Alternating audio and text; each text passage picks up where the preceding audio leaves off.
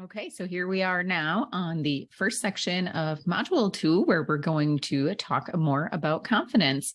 So we're going to be going over a little bit about what it actually means to be confident and also how you can start developing it more.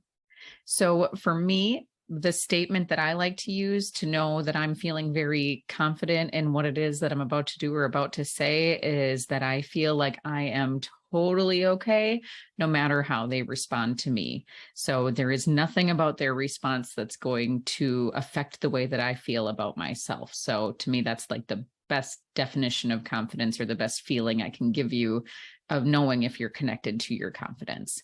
So a little bit more about it is that confidence is also caring more about your well-being than about what others think about you. So you're not damaging yourself in order to please other people. You are caring for yourself and about yourself, and that has a higher priority than doing things for other people and meeting their expectations. Because when you do that, then you're falling into people-pleasing patterns, which I am sure that you recognize. If not for yourself, you've certainly heard it from other people that they do it.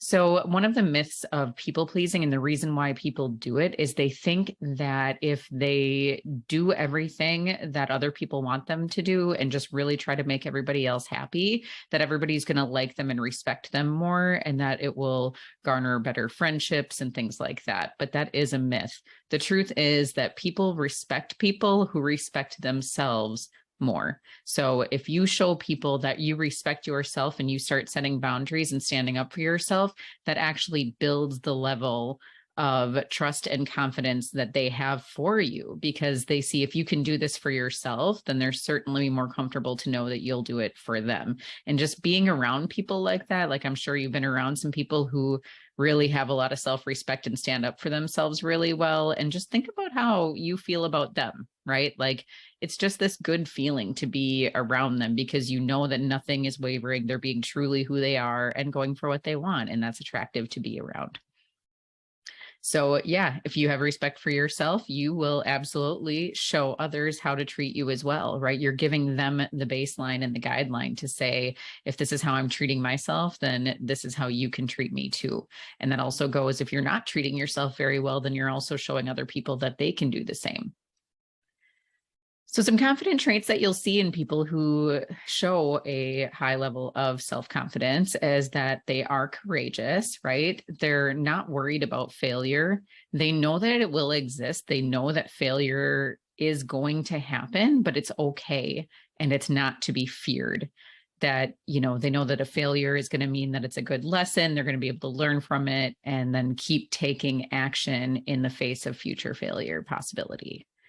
They're also very self-aware and know a lot about themselves. Now, we've already kind of gone into this self-worth module that has now hopefully created more self-awareness for you. And that's where the confidence comes in here. And it's not a self-deprecating, you know, I know that I did this terrible and that kind of thing, right? It doesn't beat them up. They're aware of something and they're saying, I did something wrong, but that doesn't make me wrong. It's not an internal sense of myself. Yes, I made a mistake, but that's okay. I still feel fine. I just know that I'll do better next time. And they also have a higher belief in what's possible for them, right? They might reach a little higher or go for their dreams a little bit more, or, you know, get against adversity or what other people think more, because they don't let the doubts and the fears hold them back, right? They're just confident people are willing to keep trying and keep learning. And you hear a lot of the most successful people out there that have said, you know, that they had to go through so many failures and try and try and try again. And of course, you don't see that once they get to their fame level, right? You don't see all the mistakes and all the things that they've done in their past, but they just kept going. And then that's how they got to where they are. So there's a bit of a reinforcement cycle that happens here that is kind of why I put things in the order I did in this program. So starting with the self-worth that you learned about in the last module, that's the beginning of it. If you start building that, changing your programming, remember what we talked about before, then what that will do is that will actually increase your confidence. Your self-worth will make you feel much better, and then you'll feel confident to get out there and interact with other people. And then with that confident feeling, you're able to set clear boundaries much better because you know what you want, you know what you're going for, you feel like you deserve it. So now you're able to set these boundaries.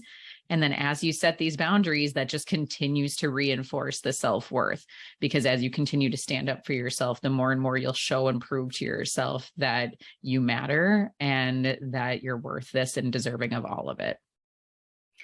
So for the tools available in this section, the worksheet available is being confident. So basically this is kind of a brainstorming of what a more confident you might look like. There's a couple little prompt questions and things to go over in there. And even if you don't feel like you maybe have a problem with confidence, you might still see benefit in exploring just how to maybe even up level that more. Like, what does a more confident you look like? I think there's nobody, I don't think, that's reached the epitome and top level of confidence, and there's no more to be had there. So definitely go through the exercise, keep an open mind. And then in the community, share with us in there. What does confidence mean to you? Share your thoughts about it. Maybe some things that you've struggled with, or things that you admire in other people that you would maybe want to emulate, things like that. Get the conversation started, because it would be interesting to hear how everybody chimes in on what they think of it. So, all right. Then in the next video, we're going to talk about the fear of being selfish, because that can definitely be one of the fears that come up when people start setting boundaries and start learning how to, tell other people they want or say no. It feels like a very selfish maneuver, but spoiler alert, it is not selfish. And we will learn about that more in the next video. I will see you there. Okay, so here we are